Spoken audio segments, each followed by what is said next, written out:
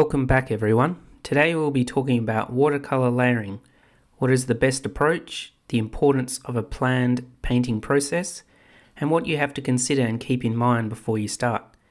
Just taking a few easy steps can make all the difference in the final outcome of the artwork. These artworks are from my Cosmic Glider series, so let's break down the layering process I use to create them. Watercolor is a little bit different than other mediums, and what I mean by this is you have to work in reverse, from light to dark. It's not like other mediums, for example acrylics, where you can always come back over the top of your painting with lighter colours. So thinking about where your highlights will be from the start is pretty important.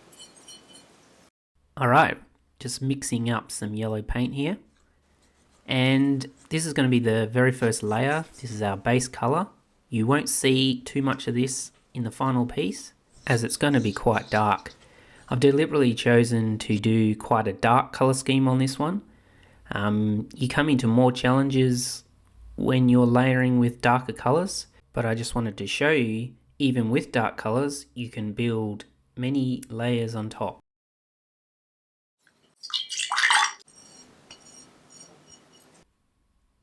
So we're just mixing up our second colour here and applying that over our base colour. And we're sort of creating a transition because later in the piece we want to put some texture into this stingray, so these will show through, that transition will show through.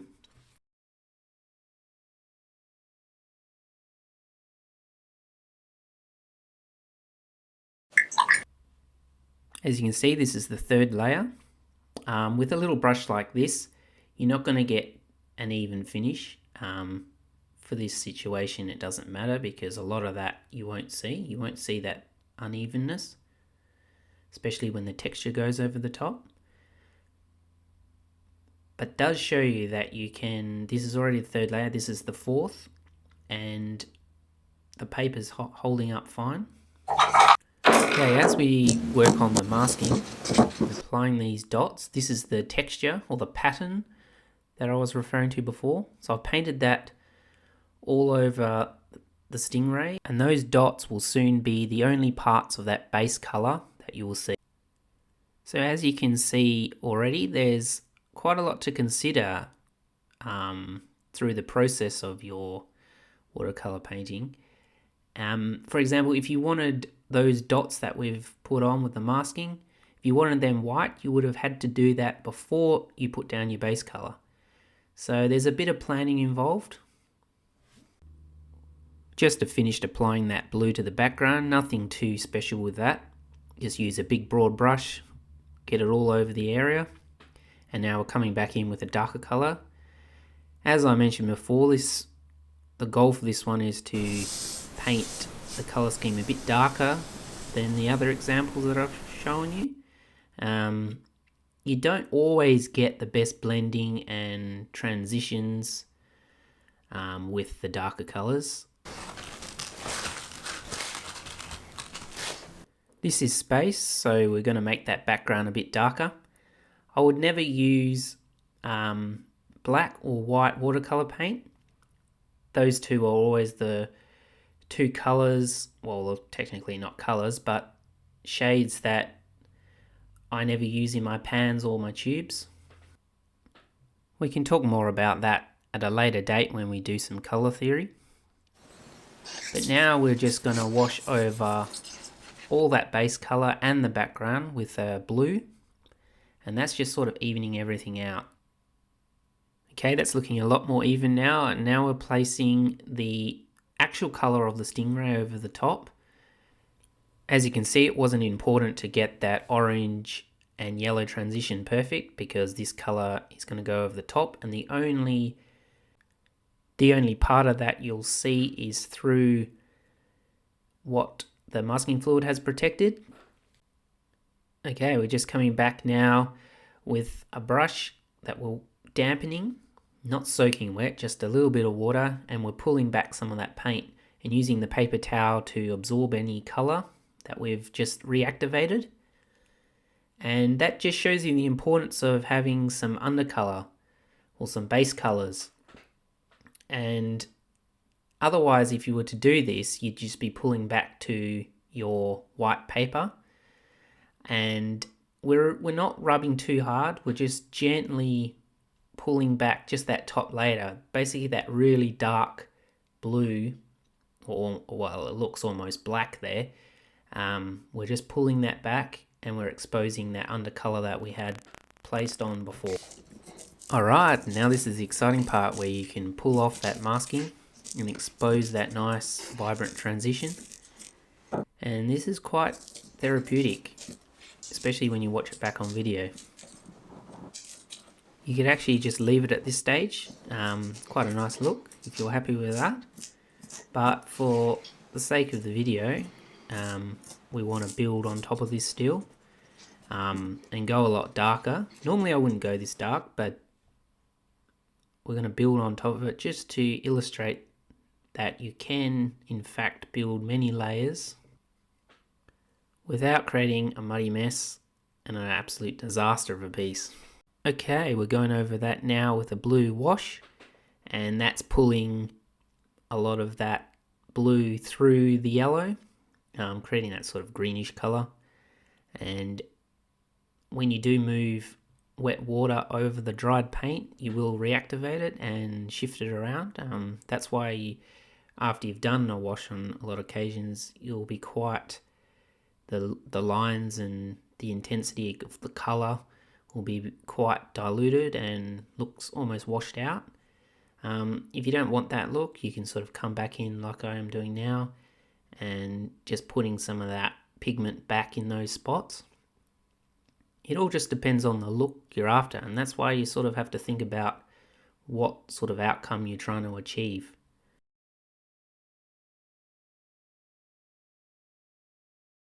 I had decided from the start that I wanted this stingray to be quite dark in colour, almost black, with some highlighted colours showing through. Or quite subtle, a ring pattern. They're dots at the moment, but I'll show you what we'll do with that. Okay, we're back to that pulling back technique, where we get a damp brush, paper towel, and we pull back some of that pigment, exposing that undercolor, which is getting a little mixed now, so you're not going to be able to pull it back to that bright yellow.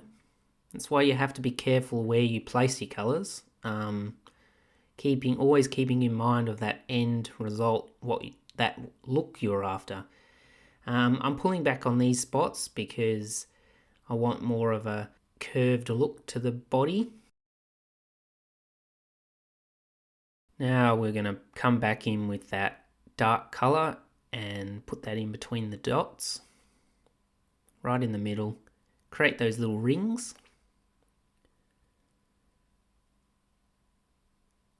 Bit time consuming, but also quite relaxing. Very easy process.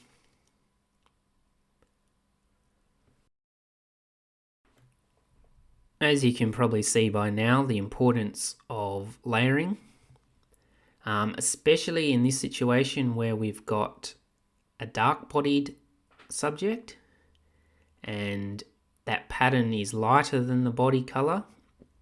You definitely have to think about your steps when you're doing it like this. It'd be a little bit different if, for example, you wanted sort of an aqua stingray with some darker patterns on top. Well, you wouldn't have to prepare your patterns from the start. You could come back in after you've got your body colors right, and then go over the top because they're darker.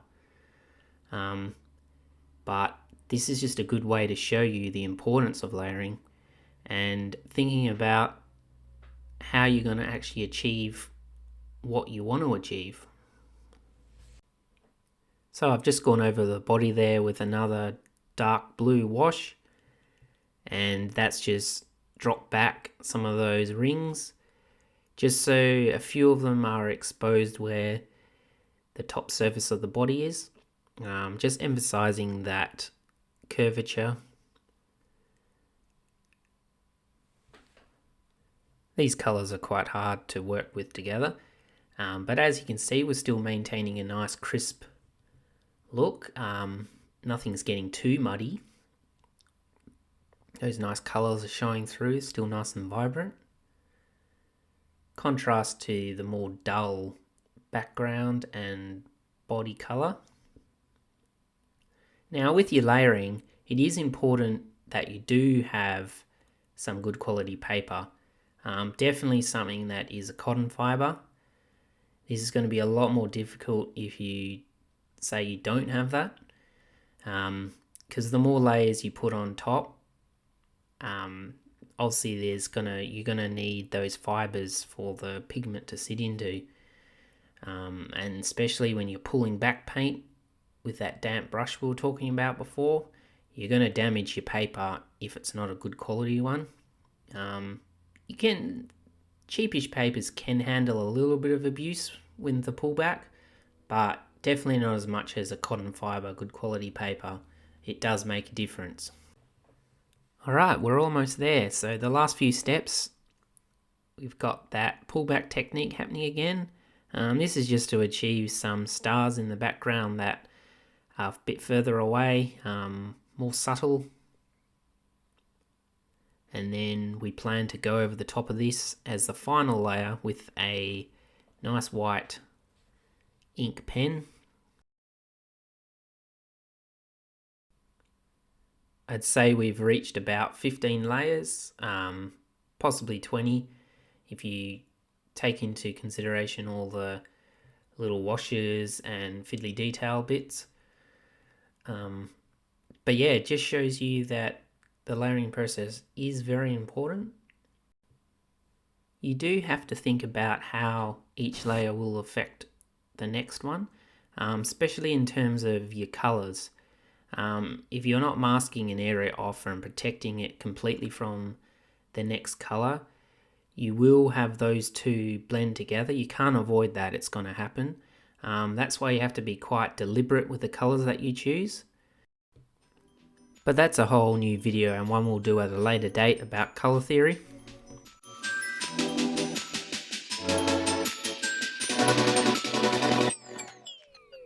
Well, I hope this video has been helpful to you by helping you visualize and better understand the layering process. It can really be as simple or as complicated as you like, and like anything in life, some forward planning makes all the difference, but definitely don't be afraid to experiment and see what works best for you. I really appreciate anyone who has stuck around to the end. Until next time, bye.